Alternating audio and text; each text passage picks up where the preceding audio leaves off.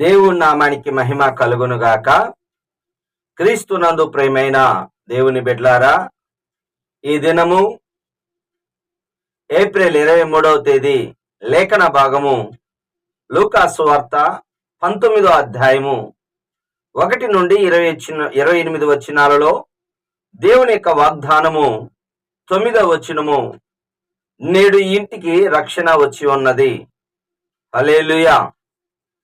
ఎవరి ఇల్లు అనగా జక్కయ్య ఇంటికి రక్షణ వచ్చింది.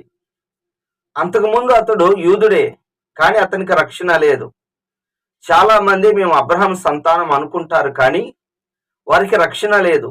ఎలా రక్షణ వస్తుంది, నేడు ఇంటికి రక్షణ ఎలా వచ్చింది అనేది మనం గమనించినట్లయితే, మొట్టమొదటిసారిగా యేసు ప్రభువారు ఇక మూడోసారి యెరూషలేమునకు ప్రయాణమై వెళ్తున్న సమయంలో మరి జక్కయ్య యేసును చూడాలని, మరి సహజంగా తన యొక్క శరీరము మరి పొట్టిగా ఉన్నందున సిగ్గుపడక మేడి చెట్టు ఎక్కి ప్రభువును చూడాలని ఆశపడ్డాడు. అటువంటి సమయంలో యేసు ప్రభు ఆ యొక్క చెట్టు దగ్గరకు వచ్చినప్పుడు, జక్కయ్య త్వరగా దిగుము, నేడు నీ ఇంట ఉండవలసిందే అని చెప్పినప్పుడు వెంటనే అతనిని చేర్చుకున్నాడు. బాగా గమనించండి, యేసు ప్రభు వారిని చేర్చుకున్నాడు. అంటే ఎప్పుడైతే యేసు ప్రభుని చేర్చుకున్నాడో మరి అతనిలో చాలా మార్పు వచ్చింది. యేసు ప్రభువారు మరి తనతో పాటు జక్కయ్య కూడా కలిసి వెళ్తున్నప్పుడు, పాపి అయిన మనిషి వద్ద బస్సు ఎటు వెళ్తున్నాడు అని చాలా సనుక్కున్నప్పుడు జక్కయ్య నిలబడి ప్రభువుతో అంటున్నాడు, అందరి ముందు ప్రభువుతో అంటున్నాడు. ఒక వ్యక్తి ఎప్పుడైతే యేసుని రక్షకుడు అంగీకరిస్తాడో, కీర్తన 12:5లో రక్షణ కోరుకున్న వారికి రక్షణ కలగజేస్తాను. కావున ఆ రక్షణ కావాలని ఆశతో వచ్చాడు, రక్షించబడ్డాడు. రక్షించబడ్డదాని గుర్తు ఏమిటి అనగా, గుర్తు పెట్టుకోండి, హృదయమందు విశ్వాసం ఉంచి నోటితో మరి దేవా నేను పాపినని నోటితో ఒప్పుకుంటే అతడు రక్షించబడతాడని వాక్యం సెలవిస్తుంది. వెంటనే ఇదిగో ప్రభా, ఎవరి దగ్గర అయితే నేను అన్యాయంగా చేశానో 4 వంతులంటూ, అలాగనే నా ఆస్తిలో సగం పేదలకు ఇస్తున్నాను. అంతకుముందు ధనమే దేవుడిగా ఉన్న అతను ఇప్పుడు దేవుని ప్రేమించి ధనాన్ని పంచుతున్నాడు. ఎంత మార్పు అండి. హల్లెలూయా. మరి మార్పు చూడండి. అంటే రక్షించబడిన తర్వాత ఆ యొక్క రక్షణ యొక్క ఫలితాలు చూస్తే దేవుణ్ణే ప్రేమించాడు, ధనాన్ని పంచిపెట్టాడు. అంటే అది సెకండరీలోకి వెళ్ళిపోయింది. గమనించండి, ఎవరైతే ఎవరి దగ్గర బలవంతంగా పేదవాళ్ళ దగ్గర తీసుకుని ఉండొచ్చు, వారికే సహాయం చేస్తున్నాడు. ఇక నేను అన్యాయం చేస్తే ఎవరి దగ్గర అయినా సరే మనము వ్యతిరేకమైన మాటలు లేకపోతే వారికి కీడు చేసినప్పుడు వారి ఎదుట మన పాపాలు ఒప్పుకోవాలి. ఒప్పుకున్నప్పుడు దేవుడు క్షమిస్తాడు. గుర్తుపెట్టుకోండి, జక్కయ్య ఆ విధముగా మాట్లాడిన తర్వాత ఇతడు అబ్రహాము కుమారుడే. ఎందుకనగా నేడు ఇంటికి రక్షణ వచ్చి ఉన్నది. హల్లెలూయా. కావున గుర్తుపెట్టుకోండి ప్రజలారా, మరి దేవుని బిడ్డలారా, ఏంటి అంటే మనము రక్షించబడ్డామా లేదనేది మనకి ఎలా తెలుస్తుందంటే, రక్షణ యొక్క ఫలితాలు మన హృదయంలో ఆనందం ఉంటే, సంతోషం ఉంటే ఆ మొక్కలో కనపడిద్ది. దుఃఖం ఉంది అనుకోండి, అది మనకు అర్థమవుతుంది. అలాగనే యేసయ్య నశించిన దాని వెదికి రక్షించుటకు మనుష్య కుమారుడు వచ్చాడు. అవునండి, నిన్ను నన్ను రక్షించటానికి వెతుకుతున్నాడు. దేవుడు కావాలి, నాకు ప్రభువు కావాలని ఎవరైతే వెతుకుతున్నారో భూమి మీద, అటువంటి వారి కోసం దేవుడు కూడా ఆశతో ఎదురు చూస్తూ ఉన్నాడు. కనుక ఈ దినమే యేసు ప్రభుని రక్షకుడిగా అంగీకరించు.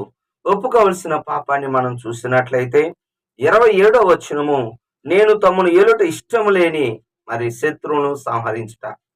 ఇక్కడ 11వ వచనములోను మరి గమనించినట్లయితే దేవుని యొక్క రాజ్యం అనేది త్వరగా వస్తుందా అన్నట్టుగా ఆలోచన చేస్తున్నారు మరి ఆ యొక్క యూదులు. కానీ దానికి ఒక యేసుప్రభు ఒక ఉపమానం చెప్పాడు. ఏమిటి అనగా, మరి ఒక రాజుగారు మరి రాజ్యాన్ని ఇంకా ఎక్కువ జయించటం కోసము మరి అక్కడ ఉన్న వారిని విడిచిపెట్టి వారికి మీనాలు ఇచ్చి మరి తిరిగి రావటానికి బయలుదేరిన రాజుగారిని పోలి ఉంది. మరి వెంటనే వారు ఏం చేశారు తెలిసిన, నువ్వు మాకు అవసరం లేదు, నువ్వు మమ్మల్ని వేలకూడదు అనుకుంటున్నారు. అయితే యేసుని అనగా మెస్సీగా అంగీకరించని యూదుల సంగతి ఏమిటి అనగా, క్రీస్తు శకం 70వ సంవత్సరములో మరి యేసు ప్రభువుని అంగీకరించిన యూదులకి ప్రపంచ పట్టణంలోనే వారి యొక్క దేశం లేకుండా పోయినది. వారి మీదకి దేవుని యొక్క తీర్పు అనేది వచ్చింది. పిలాతు నీళ్లు చేతులు కడుక్కొని అప్పజెప్పేశాడు, ఈ రక్తము మా మీద మా పిల్లల మీద ఉంది, కానీ యూదులు కోరుకున్నారు. శిక్ష అనేది తప్పించబడదు. అందుకే మెస్సీగా అంగీకరించని ఎవరినైనా సరే ఆయన తిరిగి వచ్చినప్పుడు మెస్సీగా బాగా గమనించండి, ఇప్పుడు వచ్చాడు, తిరిగి రారాజుగా రాబోతున్నాడు.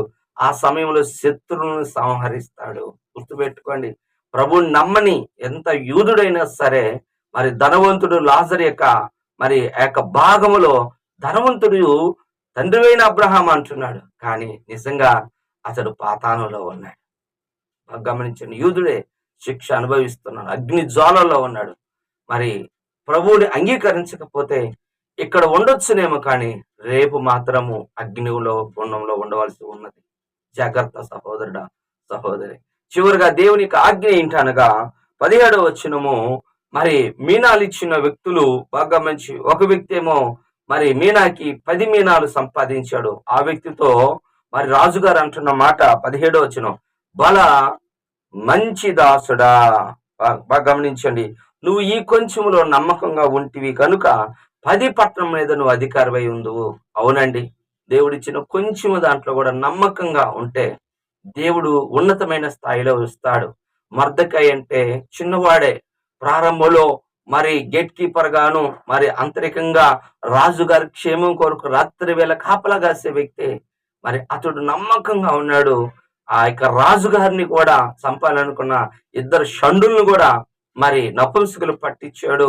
తర్వాత కాలంలో హామాన్ అతని మీదకు వచ్చినప్పటికీ చివరికి ఎస్తేరు గ్రంథం 10వ అధ్యాయం 3వ వచనంలో మొర్దెకై ప్రధానమంత్రి అయ్యాడు. హల్లెలూయా. నాకు చిన్న పనే కదా అనుకోకూడదు. నేను ఇప్పుడు దాసుడిగా ఉన్నాను, ఏసేపు అనుకోలేదండి. ఇప్పుడు నేను పనివాడిగా ఉన్నాను, ఈ ఇంట్లో ఉన్నాను, ఈ పోతిఫరు ఇంట్లో ఉన్నాను, చెరసాల్లో ఉన్నాను. అక్కడ కూడా నమ్మకంగా ఉన్నాడు. ఐగుప్తు దేశానికి అధికారాన్ని చేశాడు. కొంచెంలో నమ్మకంగా ఉండు, అత్యధికంలో దేవుడు నీకు సహాయము చేస్తాడు. దేవుడి మాటలు దీవించునుగాక. ప్రార్థన చేసుకుందాం. ప్రేమ కలిగిన తండ్రి యేసయ్య, నీ కొందనాలు, స్తోత్రాలు. ఇప్పుడు వరకు నాయన నీ వాక్యాన్ని వినే భాగ్యాన్ని మాకిచ్చావు. ఆయన కొంచెంలో నమ్మకంగా ఉంటూ, అయ్యా తండ్రి దేవా, మీ చిత్తాన్ని మేము అంగీకరించే వారముగా దయచేయండి. ప్రతి కుటుంబానికి రక్షణ, మారు మనసు దయచేయమని కోరుతూ యేసు నామములో ప్రార్థిస్తున్నాను తండ్రి, ఆమేన్. తండ్రి యొక్క ప్రేమ, కుమారుని యొక్క కృప, పరిశుద్ధాత్మిక దీవెన సదాకాలం మనందరికి తోడుగా ఉండును గాక. ఆమేన్. హల్లెలూయా. దేవుడు మిమ్మల్ని దీవించును గాక. ఆమేన్.